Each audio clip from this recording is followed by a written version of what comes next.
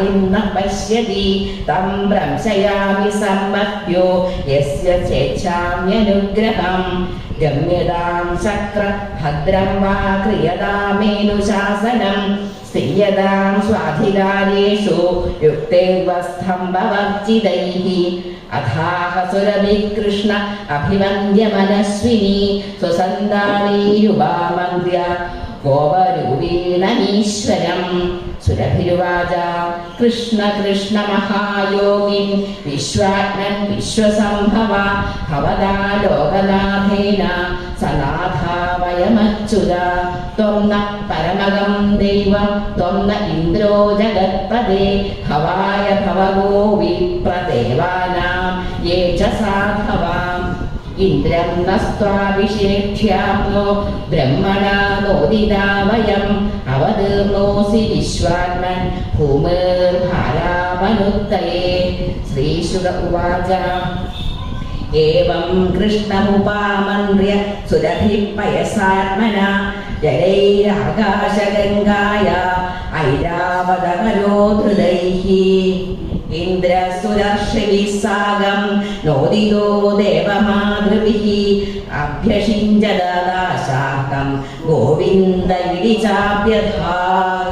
സർവത്ര ഗോവിന്ദ നാമ സങ്കീർത്തനം ഗോവിന്ദ ഗോവിന്ദ ഗോവിന്ദ ഹരി ഗോവിന്ദ ഹരി ഗോവിന്ദ ഹരി ഗോവിന്ദ ഗോവിന്ദ ഹരി ഗോവിന്ദ ഹരി ഗോവിന്ദ ഹരി ഗോവിന്ദ ഗോവിന്ദ ഹരി ഗോവിന്ദ ഹരി ഗോവിന്ദ ഹരി ഗോവിന്ദ ഗോവിന്ദ ഹരി ഗോവിന്ദ ഹരി ഗോവിന്ദ ഹരി ഗോവിന്ദ ഗോവിന്ദ. അഭിഷിക്ത ഏതാനി സത്വാനി കുരുനന്ദന നിർവൈര്യാണ്യ ഭവം സ്ഥാത ക്രൂരാണ്യവീനി സർഗദാ വിധി ഗോകുലപതിം ഗോവിന്ദമഭിഷിച്ച സാ അനുജ്ഞാതോ യയോ ശക്രോ വൃതോ ദേവാദിവൃത്തിവം. ശ്രീകൃഷ്ണായ നമഃ. ഇത് ശ്രീമദ് ഭാഗവതേ മഹാപുരാണേ പാരംസ്യാം സംഹിതായാം ദശമസ്കന്ധേ പൂർവാർദ്ധേ ഇന്ദ്രസ്തുതിർനാമ സപ്തവിംശതിതമോऽധ്യായഃ. സർവത്ര ഗോവിന്ദ നാമ സങ്കീർത്തനം ഗോവിന്ദ ഗോവിന്ദ.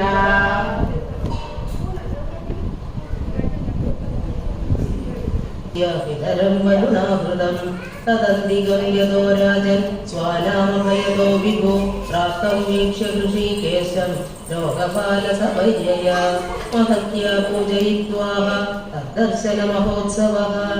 വരുണ ഉവാച അദ്യ മേ നിവൃതോ ദേഹോദ്യൈവാർത്തോദിഗത പ്രഭോ ത്വത്പാദമോജോ ഭഗവാൻ പാരമധ്വന. നമസ്തുഭ്യം ഭഗവതേ ബ്രഹ്മണേ പരമാത്മനെ യത്ര ശൂയതേ മായാ ലോകസൃഷ്ടിവികൽപ്പന. അനാജാനതോ മാമകേന മൂഢേന കാര്യവേദിന ആനീതോയം തവ പിതാ തദ്ഭവാൻ ക്ഷന്തുമർഹതി. മമാപ്യനുഗ്രഹം കൃഷ്ണ കർത്തുർമർഹതി. ഹരി ഗോവിന്ദ ഹരി ഗോവിന്ദ ഹരി ഗോവിന്ദ ഹരി ഗോവിന്ദ ഹരി ഗോവിന്ദ ഹരി ഗോവിന്ദ ഗോവിന്ദ ഹരി ഗോവിന്ദ ഗോവിന്ദ ഹരി ഗോവിന്ദ. സർവത്ര ഗോവിന്ദ നാമ സങ്കീർത്തനം ഗോവിന്ദ ഗോവിന്ദ. തത്രാഗതസ്ത്വം പുരുനാരദാദയോ ഗന്ധർവവിദ്യാധരസിദ്ധചാരണാഃ ജഗുർയശോ ലോകമനാവഹം ഹരി സുരാംഗന സമ്മതതോർമുദാനിതാഃ. തം ദുഷ്ടഭൂദേവനിയ നികായ കേതവോ വ്യവാകിരം സൽബുധ പുഷ്പവൃഷ്ടിഭി ലോകാപരം നിർവൃതിമാപ്ലുവം സ്ത്രയോ രാവസ്തദാഗമനയൻ വയോധൃത നാനാരസൗഖാസരിതോ വൃക്ഷ ആസന്മ. വൃദ്ധാക്ഷാരൻ പറഞ്ഞ കുട്ടിക്ക് 60 നാമങ്ങളിലേ ഉണ്ടാവും. പല അവരെന്ന അമ്മ എന്നെ കൊടുത്തു. ദാമം കൊണ്ടമ്മ പിടിച്ചുടച്ചപ്പുരമോദരനായി നിന്ന കൃഷ്ണ ഹരി. ഇത് കഷ്ടപ്പെട്ടാണ് ഓരോ നാമം കിട്ടുന്നത്. പിന്നെ ഓരോ രീതിയിലുള്ള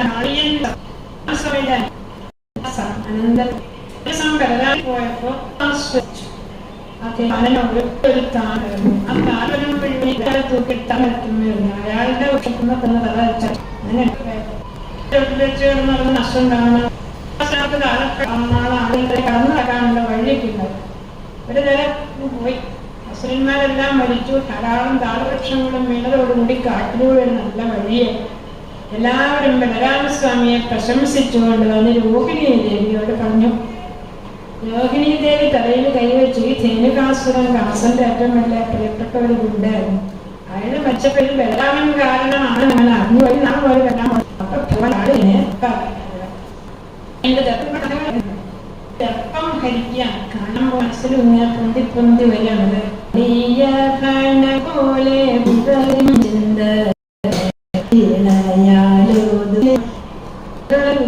കഥകളാണ്.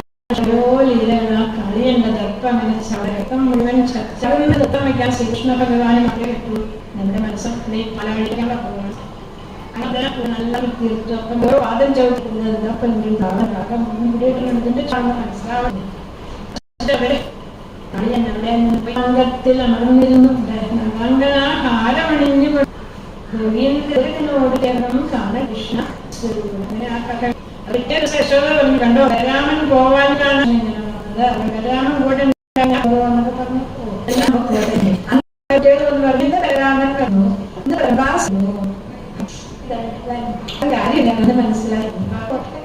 പരമാസുരൻ ഒരു കടവാളായിട്ട് മടി കൂടി രണ്ട് ടീമായിട്ട് അതിൽ ബലരാമൻ തോറ്റവർ ജയിച്ചവരും എന്നുള്ള നിലയിൽ രാമാവിനോട് തോറ്റു. അതാണ് വലിയ പാട്ടുകാർക്ക് അതങ്ങ് പോയി. പ്രലംബാസുരൻ ഇത് കൊണ്ടുപോകുമ്പോ അദ്ദേഹം അങ്ങനെ വളരാൻ തുടങ്ങി. ബലരാമൻ ആദ്യം ഒന്ന് കൈനഷ്ടയുടെ അക്ഷം അങ്ങനെ കഴിഞ്ഞിട്ട് ഒരു കാട്ടുതീ വന്ന് ഭഗവാനും ചെയ്തു. കാട്ടുതീയായിരുന്നു. അപ്പൊ ഇങ്ങനെ വേണന്തരമായ ഗോപികൾക്ക് കാണാനും ഗർത്താവേകൊണ്ട് വരുന്നതെന്ന് എല്ലാവരും വേണ ആകാശത്തുനിന്ന് ദേവിയുടെ വസ്ത്രങ്ങൾ അഴിഞ്ഞു പോകുന്നത് പോലെ ആ വേണകാലിലവനായ ശ്രീകൃഷ്ണനെ കണ്ടുകൊണ്ട് ഒരു വിവരം അൻപേടുകളോടുകൂടി വേണ്ടതാണെങ്കിൽ പശുക്കളെല്ലാം കടിച്ചാൽ ഉള്ളിലേക്ക് ഇറക്കി മറന്നു പോയിട്ട് മീൻ വന്നിട്ട് നദി ഇങ്ങനെ ചുഴിയുണ്ടായി ചുറ്റി എല്ലാവർക്കും കഴിയുന്നുണ്ടല്ലോ, നമുക്ക് മാത്രം അവിടെയുള്ള മുഴുവനും ചെയ്യുന്നു. നമ്മളൊക്കെ അവരിങ്ങനെ വീട് അതിനൊക്കെ ശ്രീമാൻ അതിനെ നടന്ന് കട്ടിക്കാക്കും. അതൊരു ഭഗവാന്റെ പറയുന്നത്. അപ്പൊ ഗോവിന്ദേ മാസകാലത്ത് വിഗ്രഹം നിരന്തരം ഭഗവാൻ എടുത്തു കിട്ടാൻ വേണ്ടി ദിവസം ഭഗവാനാണ് നല്ലവകളിലായിരുന്നിട്ട് ഭഗവാൻ തൂക്കിയിട്ടു. സ്ത്രീ വസ്ത്രമായി തീരാവില്ല പറയുന്നത്. അങ്ങനെയാണ് അവരായിരുന്നെങ്കിൽ ഭഗവാന്റെ സമയം വളർത്താണോ വൃക്ഷങ്ങളുടെ കമ്പിലാണോ ഇട്ടിട്ട് വേടുകാലം ചെയ്തെല്ലാവരും അവര് പറഞ്ഞു ദാസ്യം അവിടുത്തേതാണ് ഞങ്ങളുടെ വസ്ത്രം ധരിച്ചു. ഭഗവാൻ പറഞ്ഞു ഭവന്യോ മയോക്രമോടൊക്കെ പറയുന്ന ഒരു എന്റെ ദാസ്യമാനാണെങ്കിൽ ഞാൻ പറയുന്നത് നിങ്ങൾ വേണ്ടല്ലേ. നമ്മളവിടെ ചെന്ന് ഭഗവാനോട് ഓരോ കൽപ്പനയൊക്കെ ഇന്ന ഉണ്ടോ ഇന്ന് എത്താൻ പറ്റുന്നു. അതിപ്പോ അങ്ങനെ പറയണ്ട, ഭഗവാൻ ഇങ്ങോട്ട് പറഞ്ഞാൽ പിന്നെ ഗോപികളെ വസ്ത്രം ഇതുകൊണ്ട് വസ്ത്രമില്ലാതെ കണ്ട് പിന്നീട് വരുണനെ അച്ഛത്തിന് തുല്യമാണ്, അതുകൊണ്ട് വസ്ത്രം വാങ്ങുക എന്ന് പറഞ്ഞിട്ട് ഗോപികള് വസ്ത്രമലയ്ക്ക് കയറി പഠിച്ച് വസ്ത്രഭാവപ്രസാദ അവരുടെ അശുദ്ധഭാവത്തിൽ ഭഗവാൻ അവരോടുകൂടി അവസരയിരുമെന്ന് നിഗ്രഹിച്ചു. അപ്പൊ ഓരോ രീതിയിലാണ് ഓരോരുത്തരും തല്ലുകൊണ്ടേ. ചിലർക്ക് ഓപ്പറേഷൻ വേണമില്ല, ചിലർക്ക് ഗുളിക കൊടുക്കും, ചിലർക്ക് സുഖചികിത്സ, ഓരോരുത്തർക്ക് ഓരോന്നാണ്. യജ്ഞപത്നിമാരെ ഭഗവാൻ ബ്രാഹ്മണ വിഭാഗത്തിൽപ്പെട്ടവരെ യജ്ഞപത്നിമാരല്ലെങ്കിൽ അവരുടെ വലിയ ഭാര്യമാരുടെ കഷ്ടമാണ്. ഒരു കഥ ബ്രഹ്മസൂത്രത്തിൽ എന്നൊരു വ്യാഖ്യാനമുണ്ട്. ഈ വ്യാഖ്യാനം ഉണ്ടാക്കിയുടെ തടസ്സം പണ്ഡിതൻ അദ്ദേഹം ബ്രഹ്മസൂത്രത്തിന്റെ റെഫറൻസ് എടുത്തു വെച്ചിട്ട് ഭക്തി അച്ഛൻ വേണം വിളിക്കും. കല്യാണം വിളിച്ചു.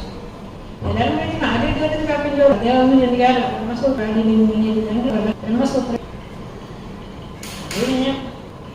ഒരേ തോന്നിച്ച് അപ്പുണ്ട് മേശപ്പെട്ടാണ് ചോറുണ്ടോ വെച്ചിട്ടുള്ളൂ. അതേ ചോദിച്ചു. പിന്നെ മനസ്സിലായി വെച്ചു കൊണ്ടുതന്നെ എന്നെ അറിയില്ലേ. അന്നോയി ഇതിങ്ങനെ ആഹാരം കൊടുക്കൊണ്ടേ അദ്ദേഹം ചെയ്തുകൊണ്ടിരുന്നു. ഇത്രയും ത്യാഗം ധരിച്ചു. ഇതാണ് നമ്മുടെ എല്ലാ ഗ്രന്ഥങ്ങളുടെയും സ്ഥിതി. എല്ലാ ചരിത്രങ്ങളുടെയും പിന്നിൽ ശ്രീരാമ പട്ടാഭിഷേകത്തിന്റെ ചിത്രം വരെ എടുത്തു നോക്കുമ്പോൾ ഈ ത്യാഗമുണ്ട്. അങ്ങനെ അദ്ദേഹം ലജ്ജിച്ചിട്ട് അദ്ദേഹം വ്യാഖ്യാനത്തിന് ഭാമതി എന്ന് പേരിട്ടതിന് പറയുന്നത്. അതുപോലെയാണ് യജ്ഞപത്നികളുടെ അവസ്ഥ. ഇരിക്കൂ എന്ന് പറഞ്ഞാൽ ഇരിക്കും, എഴുന്നേക്കൂ എന്ന് പറഞ്ഞാൽ എഴുന്നേക്കാം. അങ്ങനെ ആ കോമത്തിന്റെ സമയത്ത് അവിടെ ഇരിക്കണം. അങ്ങനെയുള്ള അങ്ങനെയൊക്കെ ചെയ്യാൻ മാത്രമേ സമയമുള്ളൂ. ബാക്കി ഇവർ മുഴുവൻ ഈ പോലെയുള്ള മന്ത്രങ്ങളും ചൊല്ലിയിരിക്കുകയാണ്. അവരെയും കുറ്റം പറയാൻ പറ്റും. ഇത് കുറെ സംഖ്യ കഴിയണം. നമ്മളുടെ കാണാറില്ല, ശിവൻ നില മുറിച്ചുകൊണ്ടിരിക്കുന്നു. അതുപോലെ ഇങ്ങനെ ചെയ്തുകൊണ്ടേയിരിക്കും. ഇപ്പൊ ഞങ്ങളുടെ ഒരു വലിയ അമ്പലമുണ്ട്, അവിടെ ബലിയിടുന്ന ദിവസം ബലിയിടുന്ന എന്തുമാത്രമാണ്. ഇത് അപ്പുല്ല് വേണം, ഇങ്ങനെ ഒരു സാധനം ഇടില്ല, മുതിരം പുറത്തിറങ്ങണം, ഇല എത്ര കെട്ട് വേണം, അതെല്ലാം ചെയ്യാനായിട്ട് വരെയാണ്. അതിലുള്ള കർമ്മഠന്മാരായ ബ്രാഹ്മണരുടെ അടുത്ത് നിന്നാണ് ഇവർ ചോറ് തരാൻ പറഞ്ഞു ഈ ഗോപാല കുട്ടികൾ. അപ്പൊ അവരൊന്നും മിണ്ടിയില്ല. അതാണ് ഇതിന് മിണ്ടാതിരിക്കാൻ കാരണം അതാണ്. അതിനെ കുറിച്ചൊന്നും അറിഞ്ഞില്ല. പിന്നെ ഭഗവാന്റെ അടുത്ത് നിന്ന് ദുഃഖത്തോടെ പറഞ്ഞപ്പോൾ ഭഗവാൻ പറഞ്ഞു അമ്മമാരോടല്ലേ ചോദിക്കുന്നത്. അമ്മമാരോട് ചോദിച്ചപ്പോൾ അമ്മമാർ എല്ലാതരം വിഭവങ്ങൾ എടുത്തുകൊണ്ട് പുറപ്പെട്ടു. അവിടെ എല്ലാം ഒരുക്കി വെച്ചിരുന്നു. അതെല്ലാം വാർപ്പോട് കൂടി തന്നെ പായസത്തിൽ കണ്ടിട്ടുണ്ട്, ശ്രദ്ധിക്കുന്നു. ഒരുക്കി വെച്ചത് അതെല്ലാം പാത്രങ്ങളിൽ എടുത്തുകൊണ്ട് അവർ പോയി അവരുടെ വാദ്യക്കാരൊക്കെ അപ്പൊ ചിലയും കെട്ടും എല്ലാം എടുത്ത് പൂജയും വെട്ടി എല്ലാം അവരുടെ കൂടെ ബ്രാഹ്മണൻ ഇതൊന്നും അറിഞ്ഞില്ല. ഒരമ്മ മാത്രം അവസാനത്തിൽ വെണ്ണയൊക്കെ ഇട്ട് ഇറങ്ങുമായിരുന്നത്. അപ്പൊ ആ അമ്മയെ ഇവര് ബന്ധിച്ചു. ആ അമ്മ അവിടെ കിടന്നുകൊണ്ട് തന്നെ ഭഗവാനെ ചിന്തിച്ച് ഭഗവാൻ അവിടെ വന്ന് ഈ വെണ്ണയൊക്കെ സ്വീകരിച്ച അമ്മയെ കൊണ്ടുപോയി. അവരല്പം കഴിഞ്ഞ് വാതിൽ തുറന്ന് നോക്കുമ്പോൾ അമ്മ ഇങ്ങനെ മരിച്ചു കിടക്കുന്നു. അതാണ് അപ്പോഴേക്കും ഈ ഗോപി അന്നവും കൊണ്ട് പോയവരൊക്കെ ഭഗവാന്റെ അതിസുന്ദരമായ രൂപത്തെ കണ്ടു. ഈ അന്നവും കൊടുത്തു.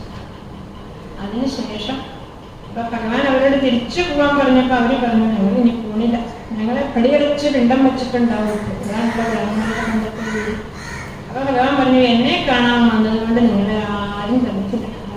ഭഗവാന്റെ വ്യക്തിജ്യാണ് രീതിയിൽ പറഞ്ഞു. നമ്മൾ അതിനുവേണ്ടിയാണല്ലോ ജീവിക്കണം അതുകൊണ്ടാണ് ജീവിക്കുന്നത്. ആ ഭഗവാനെ കാണാൻ പോകുന്നത് തെറ്റൊന്നുമില്ല എന്ന് പറഞ്ഞപ്പോ ഗോപികളെ തിരിച്ചു പോയി. ആ ഊണൊക്കെ കണ്ടിട്ടാണ് അവർ പോകുന്നത്.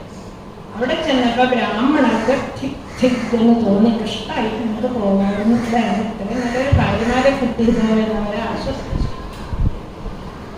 അങ്ങനെ യജ്ഞപത്നികൾ അവര് കംസനെ പേടിച്ചിട്ട് പോയില്ല. ഇന്നും പലരും അതുപോലെ തന്നെ ഹിന്ദു മതത്തിലൊക്കെ വിശ്വസിക്കാനും അല്ലെങ്കിൽ അങ്ങനെയുള്ള കാര്യങ്ങളിലൊക്കെ ഉറച്ചു പറയാനൊക്കെ പേടിക്കും ചില കംസന്മാരെയൊക്കെ പേടിച്ചില്ല. അതുപോലെ അന്ന് ആ ബ്രാഹ്മണർ കംസനെ പേടിച്ചത് കൊണ്ട് ക്ഷണിക്കും. പിന്നെ ബ്രാഹ്മണരെല്ലാവരും കൂടി യാഗം ചെയ്യാൻ പോകുന്ന ഗോവർദ്ധനയാഗം. ദേവേന്ദ്ര യാഗം ചെയ്യാൻ തുടങ്ങിയപ്പോൾ ഭഗവാൻ പറഞ്ഞു ദേവേന്ദ്രനെ അല്ല പൂജിക്കേണ്ടത്, നമുക്ക് ചുറ്റും പൂജിക്കേണ്ട കുറെ ആളുകളൊക്കെ ഉണ്ടല്ലോ. ഗോവർദ്ധനഗിരിയിലാണ് പശുക്കളൊക്കെ മേഞ്ഞിടുന്നത്. പശുക്കളെയും ബ്രാഹ്മണരെയും ഗോവർദ്ധനത്തിനെയും പൂജിക്കാമെന്ന് പറഞ്ഞ ആ രീതിയിലുള്ള ഗോവർദ്ധന പൂജ ഗംഭീരമായിട്ട് ചെയ്തു. ഗോപസ്ത്രീകൾ ധാരാളം പലഹാരങ്ങൾ വടാമുക്ക് എല്ലാം ഉണ്ടാക്കി അവരെല്ലാം കുന്നുപോലെ അതെല്ലാം കൂട്ടിവെച്ച് നല്ല രീതിയിൽ കുന്നിനെ പൂജിച്ചു. ആ പൂജ ഇവിടെ നടന്നപ്പോൾ ഗോവർദ്ധന രൂപത്തിൽ ഭഗവാൻ തന്നെ പ്രത്യക്ഷനായിട്ട് അവരോട് പറഞ്ഞു ഞാൻ നിങ്ങളെ അനുഗ്രഹിച്ചിരിക്കുന്നു. നിങ്ങളുടെ പശുക്കൾ എല്ലാ രീതിയിൽ പശുക്കുട്ടികളെ ആയാലും ഏത് ഒരു ഒന്നിനെയും ഇനി കാണാതെ പോവുകയോ ഒന്നും ചെയ്യില്ല, ഞാൻ നിങ്ങൾക്ക് പൂർണ്ണ സംരക്ഷണം നൽകുന്നതാണ് എന്ന് ഗോവർദ്ധനം പറഞ്ഞു. എല്ലാവരും തന്നെ ഗോവർദ്ധനാകുക അങ്ങനെയുള്ള മന്ത്രങ്ങളൊക്കെ ചൊല്ലി നമസ്കരിച്ചു. ഗോവർദ്ധനം പറഞ്ഞു പൂജയുടെ യജ്ഞോച്ഛിഷ്ടമൊക്കെ എല്ലാവരും വിളിച്ചു പോയി കഴിയുമ്പോൾ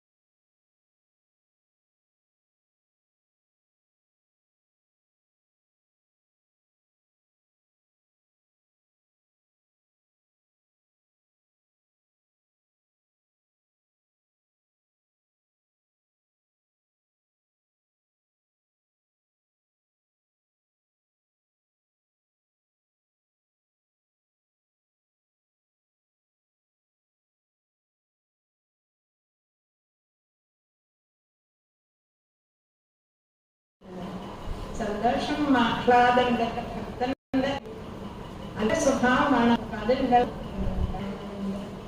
പശുവിനോടുകൂടി ദേവേന്ദ്രൻ ഭഗവാനെ ചോദിച്ചു, ക്ഷമ ചോദിച്ചു.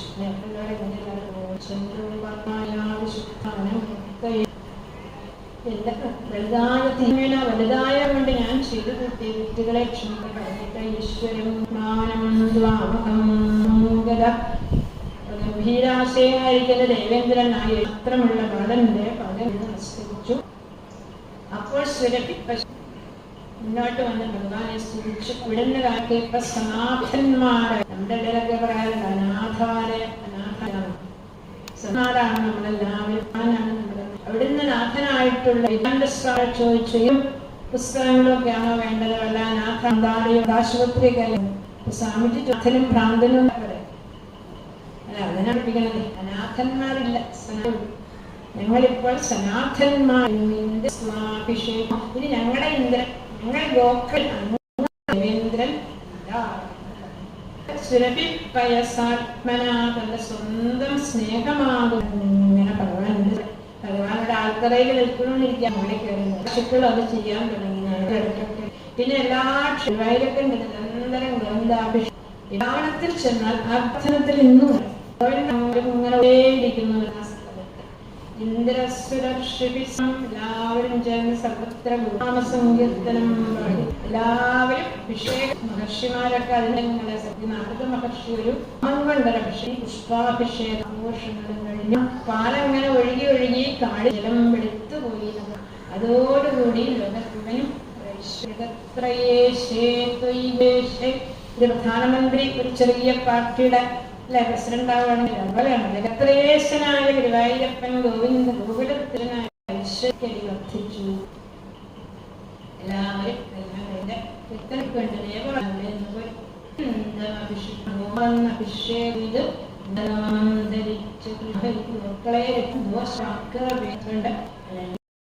ഈ ഗോമാ ഭഗവാനാണ് യേശുവിനെ രക്ഷത്തിൽ നിന്ന് കൃഷ്ണവേഗം ചെയ്യാനാണ്